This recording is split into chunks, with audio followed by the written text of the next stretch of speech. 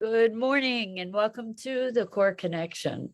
I'm Mira Rubin here with you on Enlightened World Network. And today's topic is the dark side of resiliency. We think of resilience as a positive thing that allows us to bounce back in challenging conditions and gives us strength, continuity, balance. And the thing is that resilience also is something that allows us to bounce back to not necessarily the most resourceful patterns. That resilience can keep us entrenched in destructive patterns too. So we're going to have a look at that. And before we get started, good morning, Rosalind. Welcome. It's great to have you here with us this morning, and welcome to everybody else who's joining us. So before we get started with today's topic, let's take a minute or two to get present. So let's take a deep breath in through your nose and hold it. And imagine clean, crisp oxygen flooding your lungs, flowing into your bloodstream, nourishing all your cells, all your organs, bringing vital life energy to your body and being. And as you exhale, exhale any tension, stress, negativity, fatigue. And now let's take another deep breath in through your nose and hold it. This time, imagine brilliant, bright light lighting you up from the inside out, illuminating, electrifying, and energizing all your cells, all your molecules, all your electrons, and creating a brilliant beam of light from your heart out into the world. And as you exhale, exhale any remaining tension, stress, negativity, fatigue. And now let's press our palms together and vigorously rub your hands together to feel all that sensation, the friction, the heat, the pressure, and the tickling and tingling when you stop that allows you to bring all these sensations present, to bring you present into this remarkable physical form, into your body right here, right now, so that you can experience life.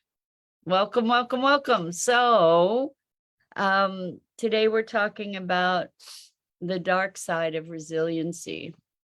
So I was doing some reading this morning around resilience because there's a lot of conversation about it, and typically in a very positive light. And certainly the ability to adapt and adjust is a powerful and important tool and capability. The thing is that resilience is not necessarily adaptive.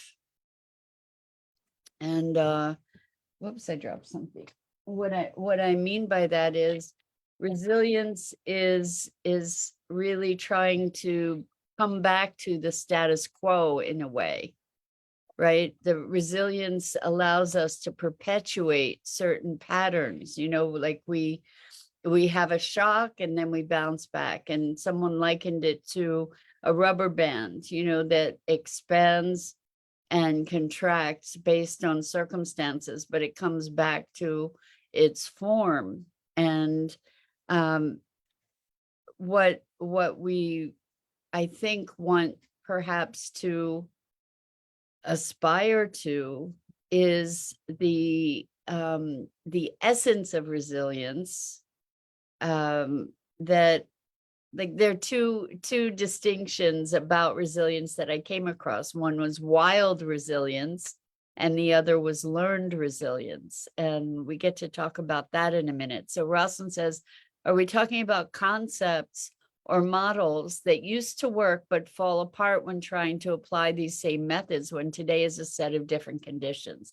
Yes, so exactly, Rosalind. Thank you for that clarification, because resilience is, in its learned form, we'll say, And these are kind of these are manufactured distinctions. So it's not like an is, but it's a way maybe to start wrapping our heads around something.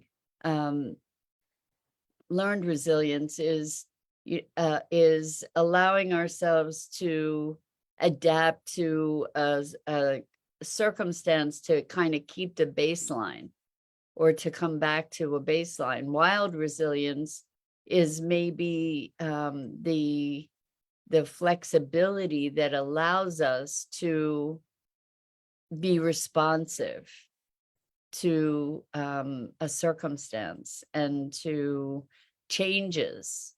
So we had a conversation a while back where we were talking about resilience being the enemy of change, because a system, a structure, a concept, a model that is so resilient is by its nature, by definition, resistant to change, right?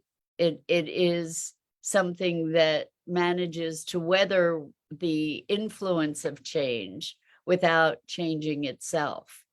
And what I know you all, I shared with you that I had gone to an event in California called Mega Success, and it was very much about business and scaling business, and one of the biggest takeaways that I took from that had to do with this notion of the limits of resilience and how they resilience can impede change. And it was in a conversation about business building.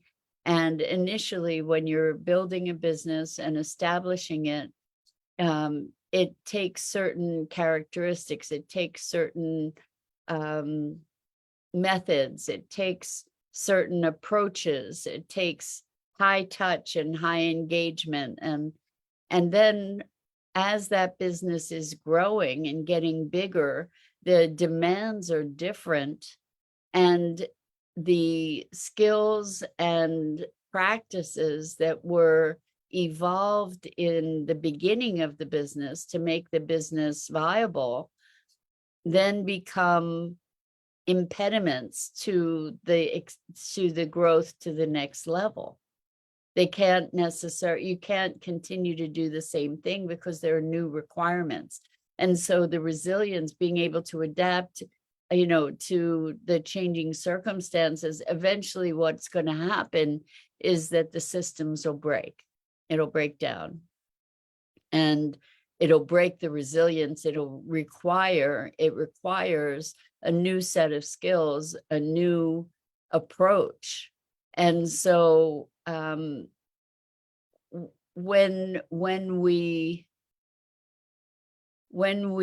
are looking to create new potentials, new circumstances, new conditions, the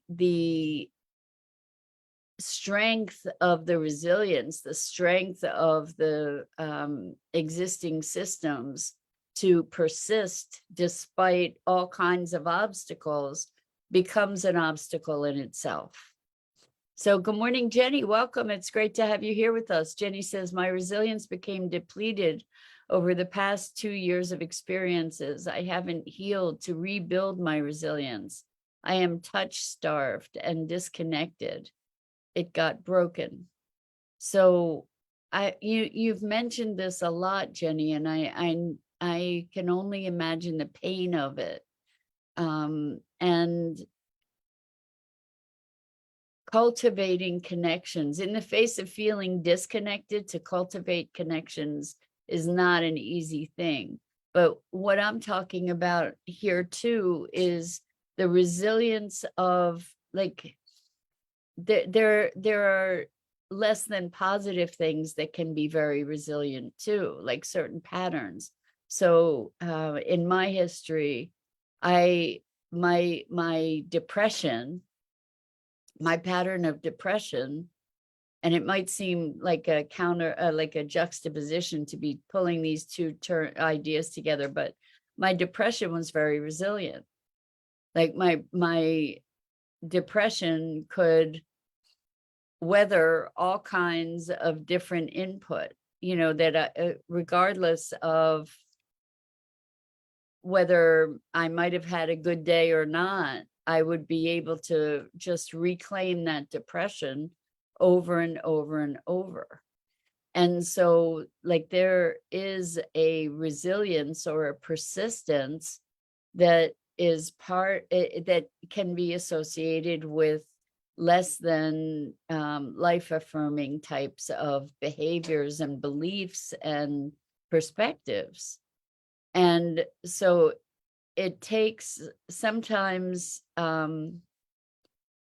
it takes a shock of some sort to break out of this deeply, deeply entrenched pattern that is able to keep recreating itself. Jenny says the emotional agony isn't as intense, but it's suppressed. Well, so here's the thing with pain and emotional pain. I'm not into denial. I'm not into saying it's not there if it's there. And we also have the ability, even though it's not easy, nobody's saying it's easy, but we do have the ability to refine our attention, to direct our attention in a deliberate way, to exercise our will to shift things. And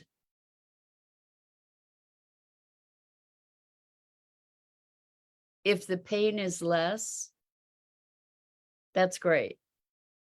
I mean, there are times when it's important to allow the pain to be, to go into it in its fullness, to get beyond it. And there are also times where it's important to be able to redirect focus. I mean, I remember in the depths of depression, I literally had to turn my head to see things differently. And it was a profound act of will. And I'm not in any way saying that it's easy. It wasn't. It wasn't. It was probably the hardest thing I've ever done. And we have the opportunity to choose our perspectives, to choose life, to choose what we are going to elevate to importance in our lives. And here's an example.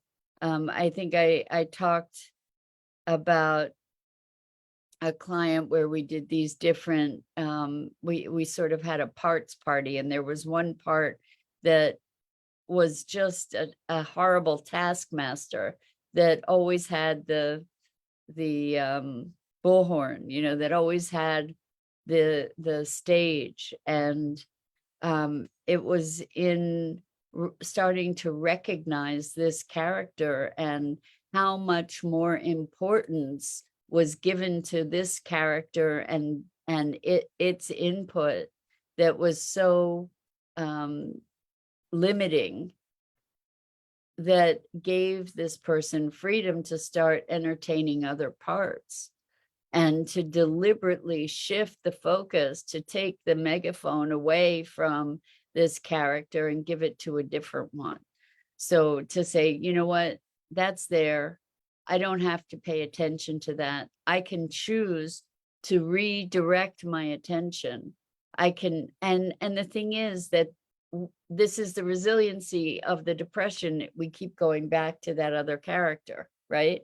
So we have to keep redirecting ourselves and keep redirecting ourselves over and over and over until we allow ourselves to move into a new state. And the other thing that's so important in that process is to recognize even the tiniest wins, to recognize the subtleties of change. Because as we recognize the subtle changes, so you said it isn't as intense. You could say that it's suppressed, that it's still there in the same intensity, or you could be saying that it is actually lessened. It's not as intense. It doesn't necessarily mean that it's still there and suppressed. It may be, but it may be that it has actually lessened. And that recognizing change accelerates change. Affirming change accelerates change. So good morning, Bernadette. It's so wonderful to have you here with us this morning. Welcome. And so Bernadette is saying making it not as important. Exactly. So like what we put our attention to magnifies, and we're giving it our energy. We're giving it life energy. And so if we allow ourselves to shift our focus to be looking at something that is more life affirming, to be putting our energy there, then little by little by little, I mean, it takes a persistent effort, but we can get to a place of improvement. And I can't overemphasize how important it is to recognize even the most subtle change, because it magnifies. So Jenny says, I've been searching for help, MDMR, the difficulty in finding a provider that accepts my insurance. Well, good for you to be taking that positive action, Jenny. And I wish you success with it. Hopefully you will find somebody. I've heard that MDMR is a really powerful technique that can help move through these things. And tapping is also really powerful, and it's something that we can do for ourselves. It takes cultivating the will to do it, which is challenging. That is this thing about resilience. Like one of the articles that I was reading was talking about resilience being something that allows us to endure circumstances that are intolerable, or that really should not be tolerated.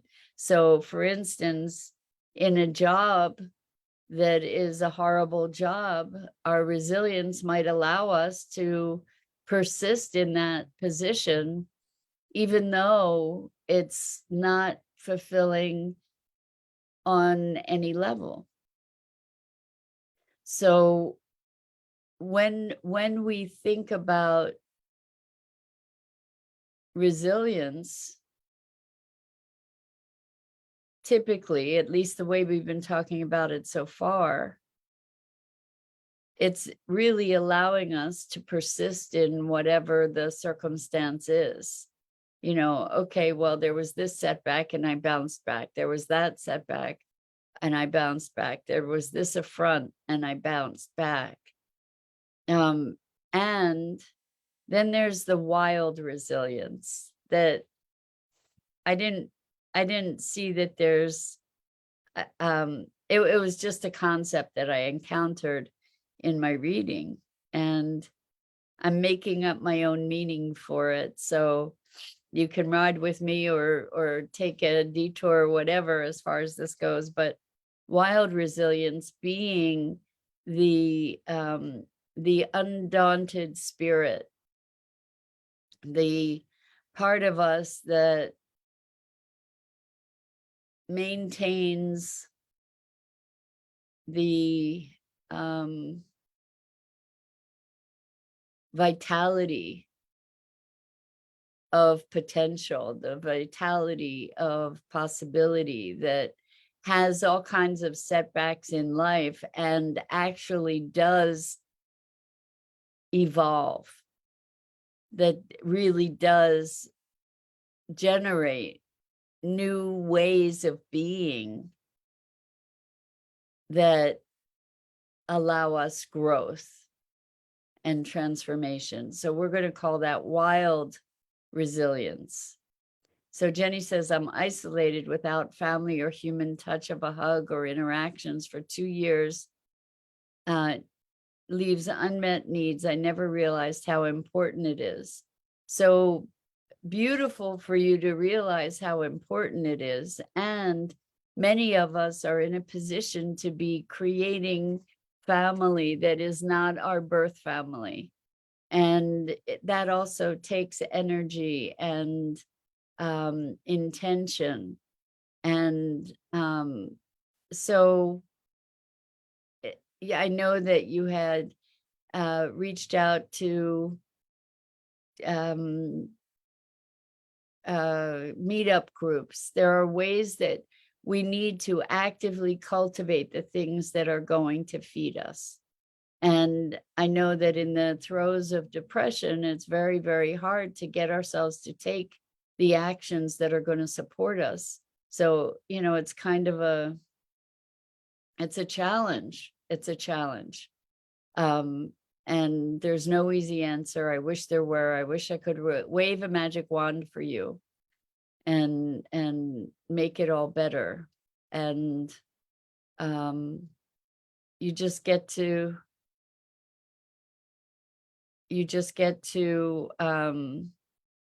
put one foot in front of the other, Jenny. And Rosalind says, wild resilience. When going within, we can look with intentional and affectionate disinterest.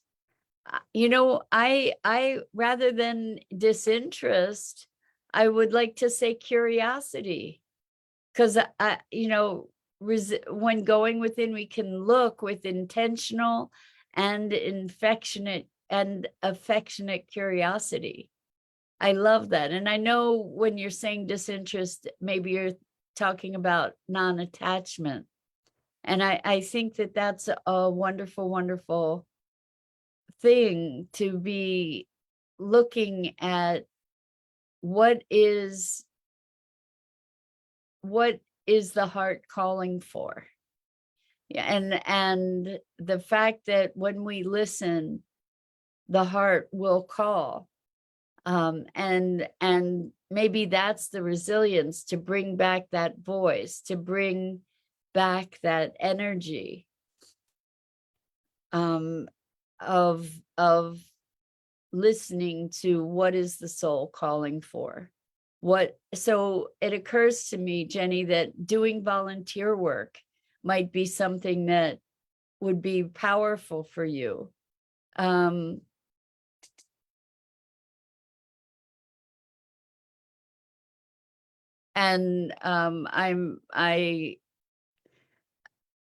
my heart goes out to you with Gus, your beloved pet and companion.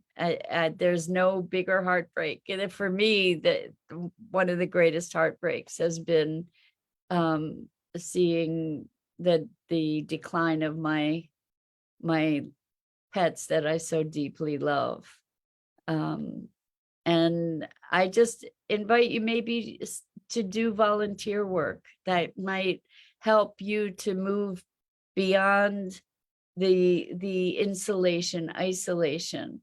And Rosalind says, not attaching to the story. And Jenny says, being nurtured isn't attachment. I agree. Nobody, I don't think we're saying that. Nurturance, that there is a distinction between being nurtured and being attached 100%. But when we're looking at this notion of wild resilience, I'm imagining that is a place of creative spark, a place of creative energy that allows us to find life affirming energy, like the fountain that replenishes itself, versus the kinds of resilience that that keep us stuck, that allow us to persist in the same pattern forever. That kind of resilience that allows us to keep these same constraints, rather the wild resilience being that calling forth of life and vital energy. So take a look at how, yes, so Rosalind says, Jenny says, adventure into unknown change. Exactly. And Rosalind says, unblocks to open creativity. Yes, that's like the wild resilience, the resilience of life reaffirming itself and reasserting itself. And if we can tap that, the wild resilience, instead of the learned resilience, which can be looking like complacency or compliance or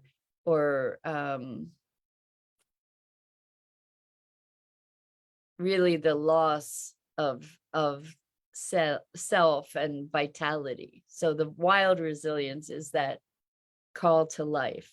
So with that, I invite you to cultivate that wild resilience and embrace, find those sparks of life, and let's fan those sparks of life into a beautiful eternal flame. And with that, I'm Mira Rubin. This is the Core Connection. And I go live here each weekday morning on the Enlightened World Network Facebook page and YouTube channel, and at 9 a.m. Eastern.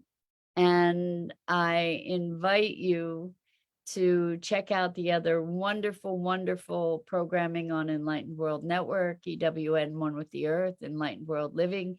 And congratulations, Jenny, your granddaughter came yesterday.